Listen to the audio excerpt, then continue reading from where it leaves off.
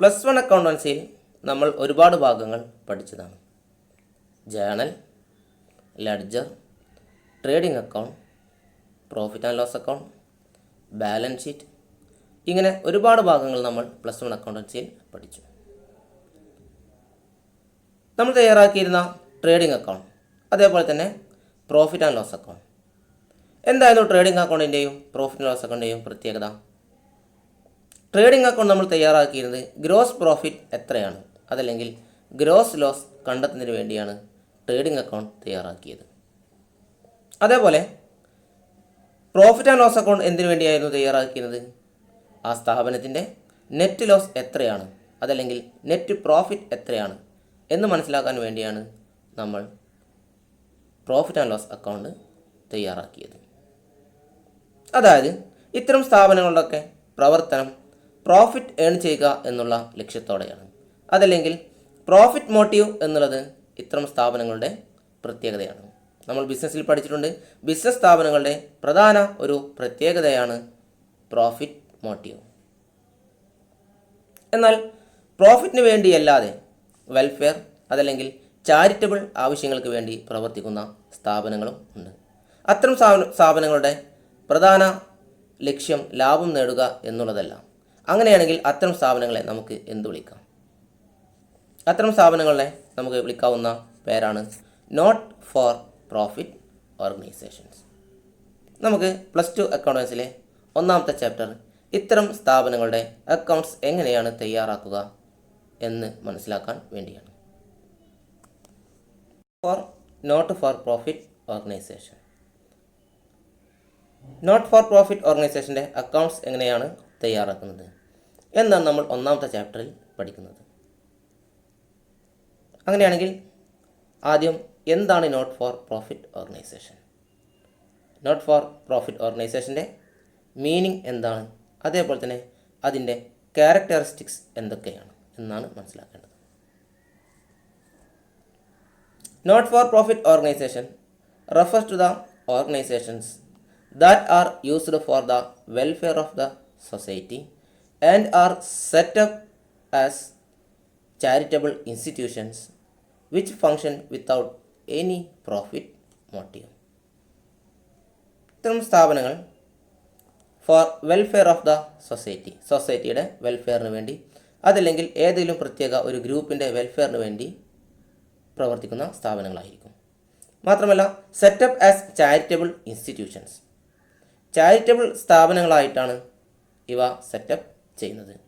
മാത്രമല്ല which function without any profit motive, ലാഭം എന്നുള്ള ലക്ഷ്യം ഇല്ലാതെയാണ് ഇത്തരം സ്ഥാപനങ്ങൾ പ്രവർത്തിക്കുന്നത്. ഇനി നമുക്ക് ചില ഉദാഹരണങ്ങൾ നോക്കാം.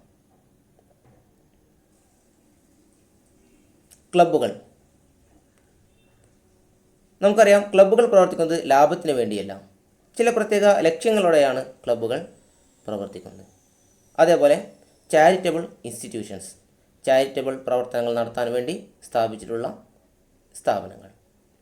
സ്കൂളുകൾ, അതേപോലെ റിലീജിയസ് ഓർഗനൈസേഷൻസ്, മത സ്ഥാപനങ്ങൾ, അതേപോലെ ട്രേഡ് യൂണിയനുകൾ, welfare societies, societies for the promotion of art and culture, art culture, സാംസ്കാരിക കല എന്നിവയുടെ പ്രൊമോഷന് വേണ്ടി സ്ഥാപിച്ചിട്ടുള്ള സൊസൈറ്റികൾ.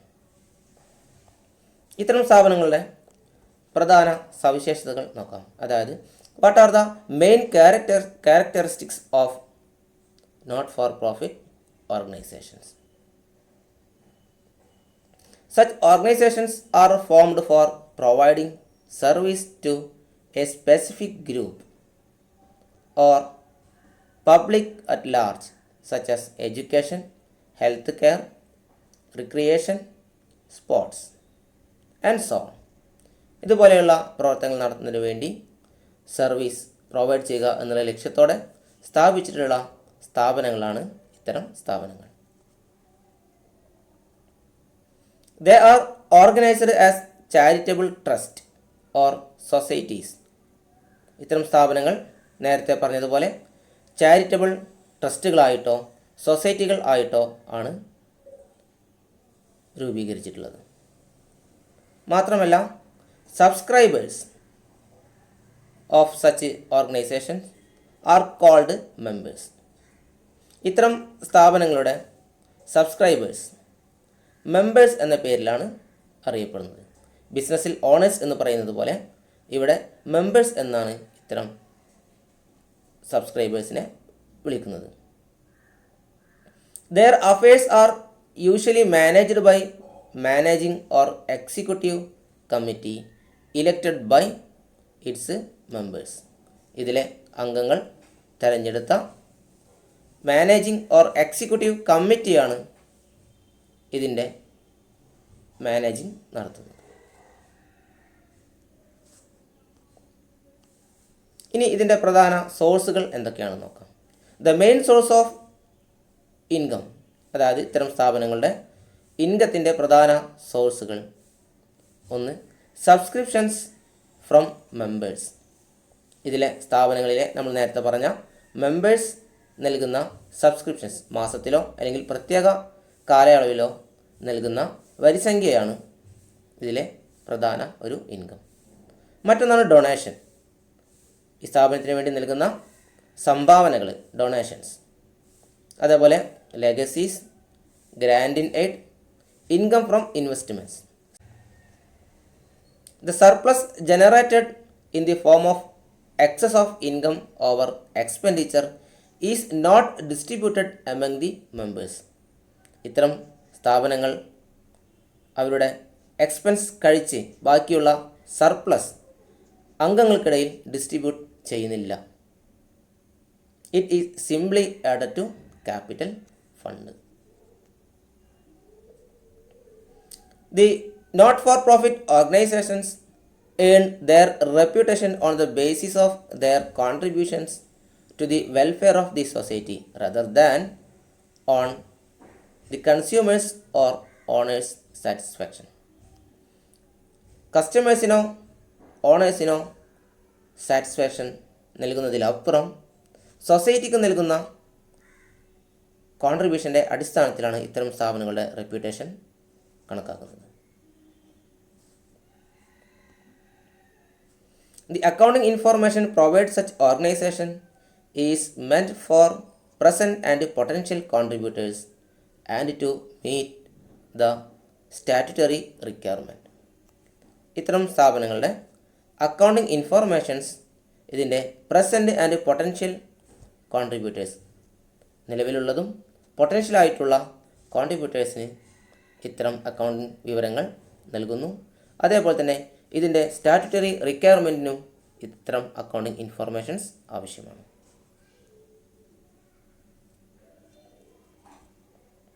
ഇനി ഏതൊക്കെ അക്കൗണ്ടിംഗ് റെക്കോർഡുകളാണ് നോട്ട് പ്രോഫിറ്റ് ഓർഗനൈസേഷൻസ് സൂക്ഷിക്കുന്നത്? Cash book. Not for profit organisation മറ്റു സ്ഥാപനങ്ങളെ പോലെ ക്യാഷ് ബുക്ക് മെയിൻറ്റെയിൻ ചെയ്യുന്നു. അവരുടെ ദൈനംദിന റെസീപ്റ്റ്സ്, അതേപോലെ തന്നെ പേയ്മെൻറ്റുകൾ എന്നിവ രേഖപ്പെടുത്താൻ ക്യാഷ് ബുക്ക് തയ്യാറാക്കുന്നു. ലെഡ്ജറുകൾ, വിവിധ അക്കൗണ്ടുകളുടെ ലെഡ്ജറുകൾ കീപ്പ് ചെയ്യുന്നു. അതേപോലെ തന്നെ സ്റ്റോക്ക് രജിസ്റ്റർ, സ്ഥാപനത്തിൻ്റെ അസറ്റുകൾ, പ്രത്യേകിച്ച് ഫിക്സ്ഡ് അസറ്റുകൾ എന്നിവ സ്റ്റോക്ക് രജിസ്റ്ററിൽ രേഖപ്പെടുത്തുന്നു.